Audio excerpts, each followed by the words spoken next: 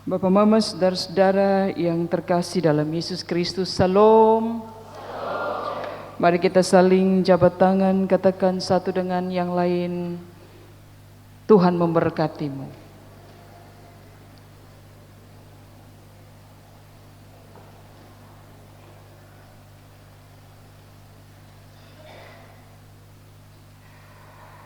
Kekasih-kekasih Kristus,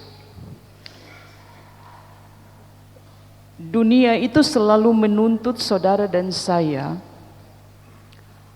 untuk harus terlihat kuat dan harus terlihat baik-baik saja di tengah dunia yang sementara ini sedang tidak baik. Karena itu tidak sedikit orang yang akan berupaya semaksimal mungkin dengan kekuatan yang dia miliki untuk menyembunyikan rasa yang ada dalam hatinya. Walau terkadang juga kita sulit untuk menyembunyikan itu bagi orang lain. Tidak sedikit orang akhirnya menjalani hidup ini dalam kepura-puraan itu. Karena dunia ini mengerahkan kita untuk selalu harus tampil baik dan tampil sekuat mungkin untuk menjalani kehidupan yang tidak mudah ini. Tapi sebenarnya justru ketika saudara jauh lebih memilih itu, ada masalah besar yang juga pasti akan menunggu saudara. Karena berani untuk jujur adalah pilihan tepat untuk menjalani kembali hidup sesulit apapun itu. Amin kok? Bapak Mama, dalam banyak kesempatan itu Yesus selalu jujur. Kalau dia marah dia kasih tahu. Kalau dia kecewa dia kasih tahu gitu. Dia marah terhadap Simon yang menyangkal. Dia marah ketika bait Allah dijadikan transaksi jual beli dalam ketidakadilan. Dia jujur dalam menyampaikan pikiran-pikirannya. Yesus dalam banyak kesempatan itu selalu menyiapkan para murid supaya para murid itu siap menghadapi pekerjaan pelayanan ketika waktunya Yesus akan pergi. Karena itu kalau saja saudara dan saya tahu kapan kita akan mati, saya percaya saudara akan memaksimalkan setiap detik hidup saudara untuk menyiapkan hari-hari terakhir saudara. Yesus itu dia tahu dia akan pergi saudara. Karena itu hal pertama yang selalu Yesus akan lakukan adalah dia menyiapkan dia punya para murid supaya paling tidak kalau dia pergi itu mereka siap menghadapi hidup. Karena Yesus sungguh menyadari bahwa ada tugas besar yang harus mereka lakukan.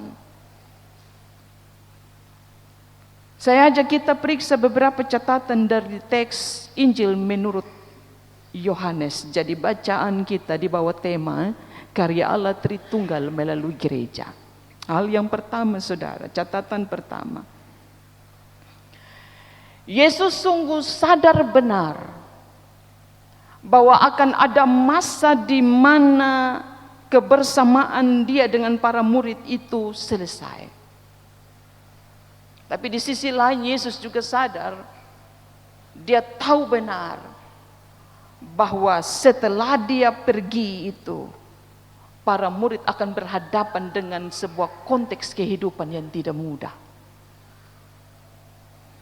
Berhadapan dengan tugas, berhadapan dengan tuntutan, pasti juga ada kebingungan, pasti juga ada kecemasan, pasti juga ada ketakutan ketika penganiayaan menjadi sesuatu yang tidak bisa dihindari oleh para murid.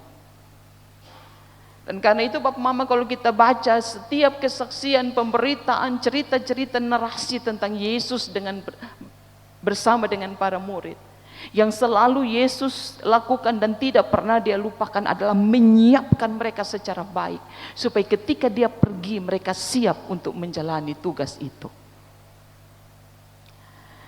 Bapak Mama, saudara-saudara, Yesus itu dia tidak menyembunyikan kenyataan bahwa akan ada hal tersulit, akan ada penganiayaan yang juga bisa mengancam nyawa para murid. Dia jujur terhadap kenyataan ini. Dia terbuka dengan para murid. Dia tidak ingin menyembunyikan tentang sesuatu yang akan para murid alami pada waktu-waktu yang akan datang.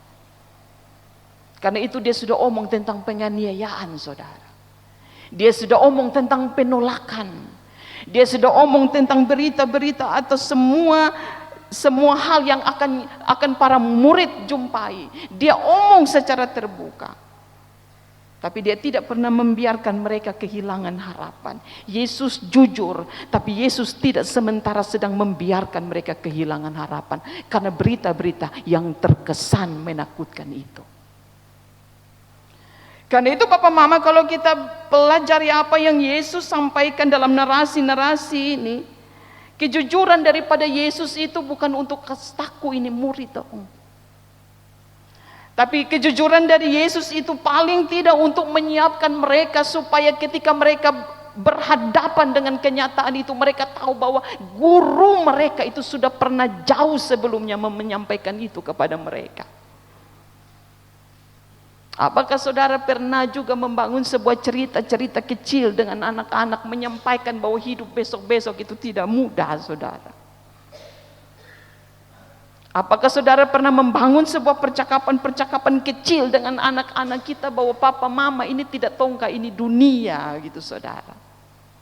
Menyiapkan mereka bahwa besok-besok kamu harus menjalani hidup. Apakah mereka sudah diberikan pesan-pesan seperti Yesus menyampaikan pesan ini, bahwa hidup ke depan dalam pekerjaan pelayanan mereka itu tidak mudah? Ini tantangan kita, saudara.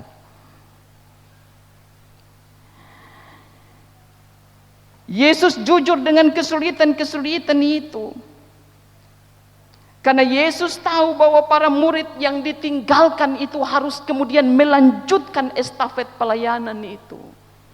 Bukan hanya soal memberitakan, menyampaikan, mengabarkan tentang pengajaran-pengajaran Yesus, tapi mereka juga harus memberitakan tentang kasih Allah bagi manusia melalui Yesus yang mati, bangkit, dan juga naik ke surga itu.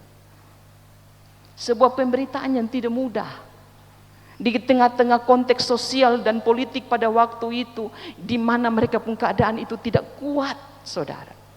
Tapi mereka harus memberitakan tentang Yesus yang mati, Yesus yang bangkit, Yesus yang naik ke surga.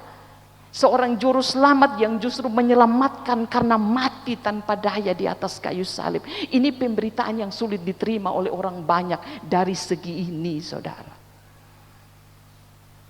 Kalau memberitakan satu figur sosok juru selamat yang mampu mengatasi masalah-masalah, yang mampu juga keluar dari keterhimpitan, yang mampu juga membebaskan dirinya, itu saya pikir sebuah berita yang mudah untuk diterima. Tapi menyampaikan sebuah berita sosok seorang Yesus yang justru mati di atas kayu salib, yang tidak mampu berbuat apa-apa, ini siapa mau terima itu berita, saudara? Dan karena itu Yesus benar-benar menyadari bahwa ini bukan perkara biasa. Itu pesan pertama, saudara. Pesan kedua dari pemberitaan atau narasi ini mau bilang kepada para murid, Yesus pergi tapi mereka tidak sendiri. Dan ini yang menguatkan pesan pertama. Dikasih tugas, tapi tugas itu mereka didampingi oleh siapa? Oleh para kletos itu, oleh Roh Kudus itu, oleh Allah di dalam Roh itu.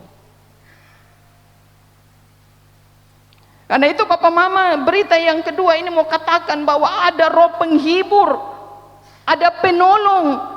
Karena Yesus tidak akan bisa pergi, roh itu tidak akan pernah bisa datang kalau Yesus tidak pergi. Karena Yesus tidak bisa berdiam dalam ruang dan waktu yang sama dengan Allah dalam Roh Kudus itu, saudara. Dia harus pergi supaya Parakletos itu datang, supaya penolong itu datang. Dan Yesus mau bilang, beta pu limit waktu terbatas dengan manusia. Beta hanya ada 3,5 tahun. Orang bisa lihat, orang bisa mengamati, orang bisa juga menyentuh, orang bisa melihat mujizat-mujizat. Tapi Parakletos yang datang itu tidak dibatasi dalam ruang waktu dan tempat. Ini berita yang menguatkan para murid, saudara. Sehingga ketika pikiran mereka terfokus kepada ancaman penganiayaan, mereka ingat bahwa ada Parakletos yang bekerja melampaui dari segala sesuatu, termasuk daya berpikir manusia yang terbatas itu, yang adalah saudara dan saya. Yesus mau bilang kepada para murid bahwa Parakletos itu tidak dapat dibatasi oleh ruang dan waktu. Dia bergerak sebagai penggerak misi dari pergerakan para murid. Papa Mama, Parakletos, kalau tidak ada saudara dan saya yang disebut sebagai gereja ini, kita tidak duduk diam-diam di sini. Kita tidak akan duduk di sini dan membangun sebuah koinonia. Tapi karena Parakletos itu ada, maka saudara ada di sini. Saudara punya hidup juga diatur secara baik. Dan ini pesan pertama dari peran Parakletos itu yang ingin Yesus sampaikan kepada para murid. Dia jadi penolong, dia jadi penggerak bagi para murid. Menolong apa? Menolong waktu mereka dalam keterhimpitan. Mau harap siapa gitu. Dari segi politis sosial mereka tidak bisa. Mereka tidak punya daya apa-apa. Maka Roh Kudus itu berdiri menjadi penolong yang menolong para murid untuk berani menjalani panggilan dan mengabarkan dan meneruskan pengajaran-pengajaran yang pernah Yesus sampaikan. Tapi Parakletos ini juga menghibur gitu, saudara. Kenapa? Ada waktu juga para murid itu juga letih. Mereka juga bisa mengalami kelelahan karena tekanan-tekanan. Karena itu dia bukan hanya sekedar menolong, tapi dia menghibur. Bukan menghibur kau menyanyi kasih tenang-tenang kita, tidak. Tapi dia menghibur, dia mau menguatkan. Maju, jalani hidup, teruskan pekerjaan panggilan. Karena kamu tidak pernah sendiri. Kamu tidak pernah sendiri itu sebenarnya menguatkan seseorang yang justru merasa sendiri di tengah-tengah keramaian dunia. Penolong dan juga penghibur itu menjadi sebuah catatan penting dari peran Roh Kudus itu, Bapak Mama. Roh Kudus itu juga bersaksi menolong semua rasul, semua murid untuk menyampaikan sebuah kesaksian tentang siapa itu Yesus. Tapi Parakletos itu bagi Yesus, dia juga akan menolong para murid untuk menyampaikan menyampaikan dan meneruskan pengajaran-pengajaran yang pernah keluar dari mulut Yesus. Nelayan ini pendidikan terbatas, tapi mereka dimampukan oleh Roh Allah untuk meneruskan pengajaran-pengajaran yang pernah mereka rekam dalam ingatan mereka. Dan itu bukan buah karya dari manusia, saudara. Itu buah karya dari Roh Kudus, Parakletos itu yang datang setelah Yesus pergi.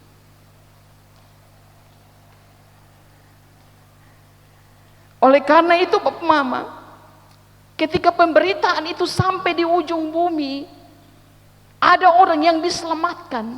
Itu bukan buah pekerjaan dari para murid Yesus, bukan. Sehingga ketika ada orang yang memberi diri masuk dalam persekutuan orang-orang Kristen, memberi diri sebagai orang Kristen, memberi diri untuk dibaptis, itu bukan pekerjaan dari manusia. Hidupnya diubah bukan juga karena pekerjaan seorang pendeta, bukan juga pekerjaan seorang penatua yang dengan tekun mengadakan pelayanan pastoral kepada mereka, tapi itu buah dari sebuah pekerjaan dari Parakletos itu. Karena itu manusia jangan pernah memenggahkan diri, saudara. Pernah membawa orang untuk diselamatkan. Ada suami yang membawa istri yang semula tidak kenal Tuhan jadi kenal Tuhan. Itu pekerjaan Roh, saudara. Ada beberapa pesan aplikatif untuk saudara dan saya. Yang pertama, Roh Allah itu ada. Mau bilang saudara dan saya ini terbatas. Karena itu dia ada, saudara. Kita ini punya keterbatasan yang tidak bisa kita sangkali. Karena itu kenapa orang mau baca firman itu orang butuh berdoa, saudara. Karena orang juga bisa tersesat ketika dia membaca firman. Dia tidak bisa memahami kalau roh itu tidak mencerahkan pikiran saudara dan saya. Orang perlu duduk sejenak memohon pertolongan karena satu fakta yang tidak bisa kita pungkiri, saudara dan saya itu terbatas. Tanpa pertolongan dari Roh Allah kita tidak paham ini firman, saudara. Tanpa pertolongan dari Allah juga kita tidak mampu memahami apa yang ingin Allah katakan dengan membawa perjalanan kita sampai pada titik ini. Kita tidak akan paham kalau roh itu tidak mencerahkan pikiran saudara dan saya.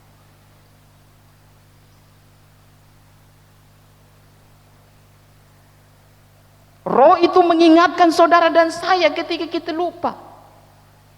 Roh itu mengingatkan saudara dan saya ketika kita ada dalam persimpangan, kita sementara sedang digoda oleh dunia ini dengan tawaran-tawarannya. Kanan kau, kiri kau, maju kau, berhenti. Roh bilang engkau harus jalan lurus. Itu bukan kata hatimu, tapi itu kata Parakletos yang ada dalam diri saudara.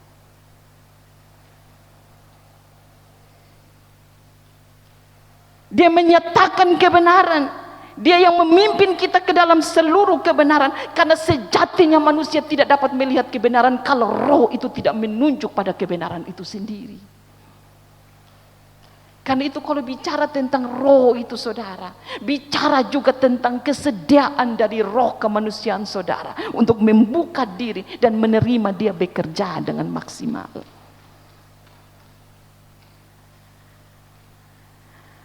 Dalam setiap manusia itu ada ruang kosong, saudara. Yohanes Calvin bilang begini, Yesus Allah itu sibuk membangun kerajaan Allah. Tapi iblis itu sibuk membangun kos-kosan di dalam dia pun kerajaan.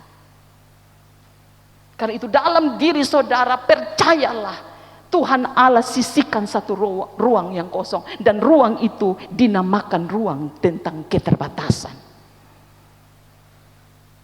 Ruang keterbatasan itu yang membatasi saudara dan saya. Kemudian ruang keterbatasan itulah yang harus diisi oleh roh.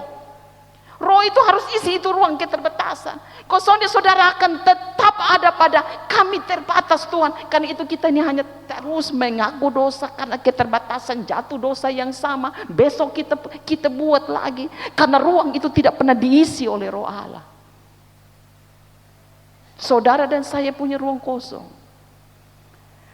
Kalau roh dunia ini yang mengisinya, saudara pun hidup akan semakin jauh dari Tuhan, sulit untuk dikendalikan. Tapi kalau roh itu, ruang kosong itu saudara buka, roh Allah masuk. Dia akan menolong saudara untuk menjernihkan pikiran saudara dari kekalautan hidup. Akan menolong saudara dan saya untuk menafsirkan setiap perjalanan hidup. Sehingga ketika kita hidup ini kita tidak salah tafsir, saudara.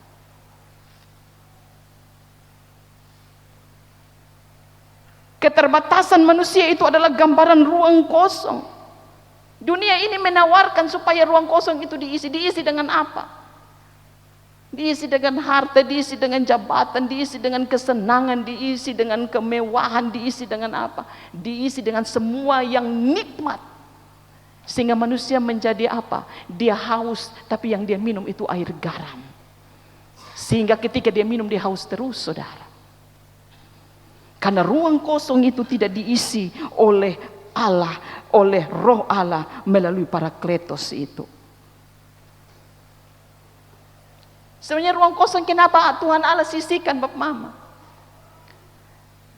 Itu sebuah penanda bahwa ada undangan dari Allah supaya menyisihkan ruang kosong itu, dan kita menyadari ruang kosong itu. Kemudian kita tahu bahwa tidak ada satu pun yang mengisi ruang kosong itu, mampu mengisi ruang kosong itu selain Allah. Kan itu kenapa Bapak Mama kering saudara pun hidup. Kalau saudara tidak pernah membagi waktu untuk membangun relasi antara engkau dengan Tuhan, Kering saya mau bilang. Kering saudara pun hidup. Kalau saudara hanya datang duduk di sini tapi saudara pulang, saudara tidak tahu lakukan apa-apa sebagaimana yang Tuhan pun mau. Kering hidup saudara dan saya. Karena itu Bapak Mama, ruang kosong itu Allah sisihkan supaya kita menyadari dan berupaya untuk mencari Allah. Ada waktu saudara dicari oleh Allah, tapi ada waktu saudara harus mencari Allah. Ada waktu saudara berjalan jauh dan Tuhan yang cari saudara, tapi ada waktu Tuhan membiarkan dirinya diam dan saudara yang harus mencari Dia dalam waktu yang ditentukan oleh Allah. Yang kedua saudara, karena itu ketika ruang hampa itu hanya diisi, maka gereja tidak boleh, saudara tidak boleh hanya hadir di sini. Tetapi saudara dan saya harus terus belajar untuk menjadi gereja, bukan hadir sebagai gereja. Banyak kali kita hadir saudara, tapi kita belum menjadi gereja seperti yang Tuhan mau.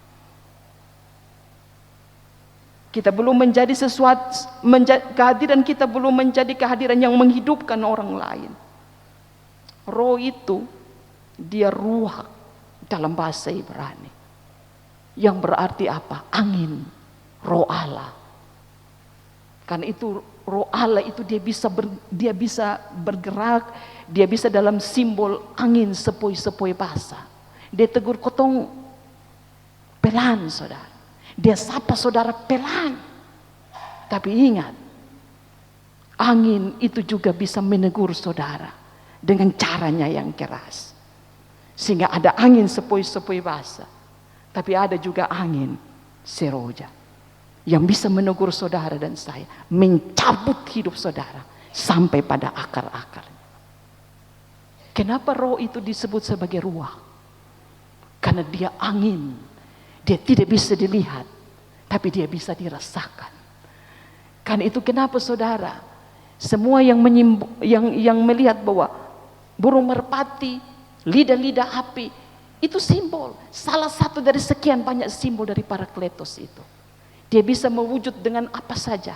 Tapi yang dia mau katakan adalah, dia ada, dia hidup, dia tahu siapa kita.